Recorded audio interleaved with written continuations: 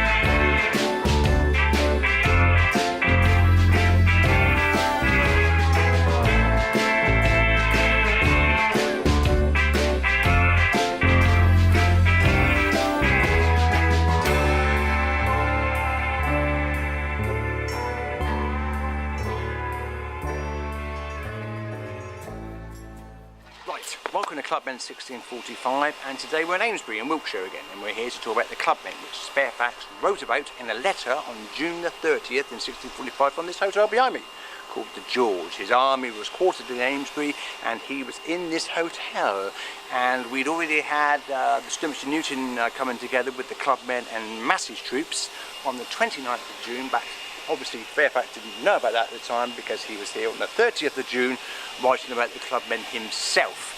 And we have a letter here which was wrote by Fairfax at 12 o'clock at night from this very place behind me, the George Inn Hotel, or just the George.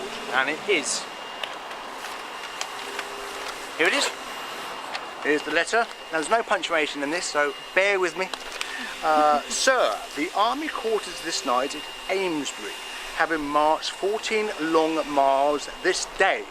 Tomorrow the headquarters is intended to be at Britford or Batford. In fact, they were at Broadchalk, so they went on beyond that because they were heading for Blandford.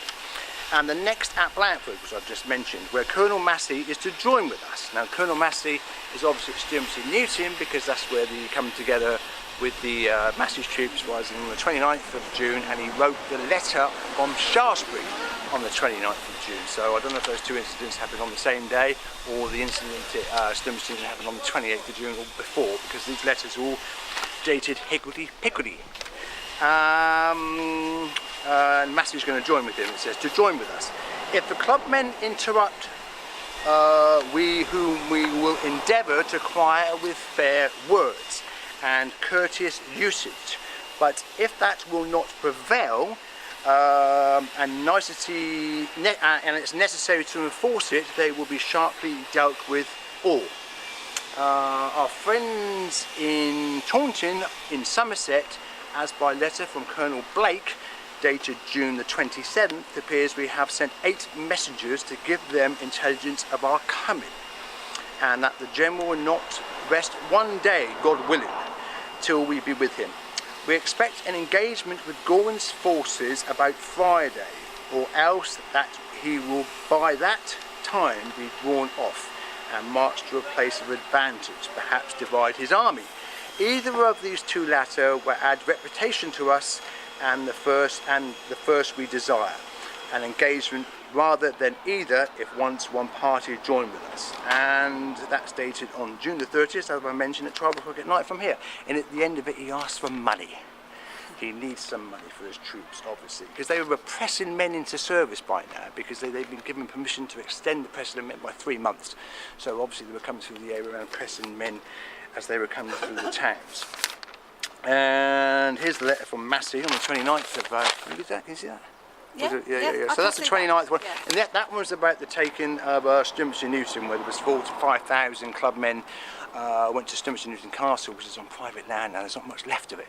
But yeah, and they took the dragoons' horses there, and some prisoners, which the myth has it were released at the Battle of Hampden Hill later on August the 4th, because that was meant to be Massie's troops. But there you are. The Western Campaign is well on the way. We're into Wiltshire, and Fairfax would have been at Broadchalk by this time tomorrow, and he would have been at Blandford. Just like to add, these letters will be available via the website in the blogs I'm putting up at the moment, and there's a live Twitter feed I'm doing at this time with the Western Campaign with Fairfax. So all this stuff is going into a real timeline via Twitter. So you might be watching this afterwards, which is totally irrelevant. So ignore everything I've just said. But if you're watching this in real time, yes, the Twitter feed is up and running at present. And the day today is the 30th of June itself, the actual day the letter was wrote from this place in 1645. But now it's 2018. And I expect it's not as hot then as it is It now. Was. Was it hot? Yeah, because Massie actually wrote to Fairfax and said, in this letter he wrote, that's a really hot day. Oh, right. Oh, okay. Yeah, so it was as hot as this. And obviously we're moving into July soon, because this is June the 30th, and there's lots of clubbing activity in July. Because once they get to Blandford, obviously Fairfax is the horses stolen, then we get to Dorchester, and there's Dale's declaration. Well, not declaration, proposition. When they write something about, when they're tried, what do they call that? Oh, sorry, when they write something. Just sneeze. She just sneezed. Yeah, sorry. Yeah, so, I had to wander off. It's not a declaration, it's deputation. Deputation. Deputation, that's the word. It, isn't it? It's a deputation, so there's Dale's deputation about the Clubmen at Groveley Hill, and there's also the George Halls, Thomas Halls, and all that bunch with their declaration at Dorchester. Dorchester, yeah. But I've been told to wind up and shut up, so I will. And check out the Clubmen website, Clubmen 1645, as I've said, work in progress.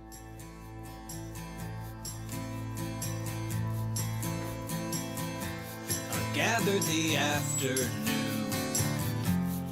into my glass. I got 100 proofs, assembled a crack. Repeatable pattern on me, terrible art. Amesbury, and we've just been into the local history centre in there.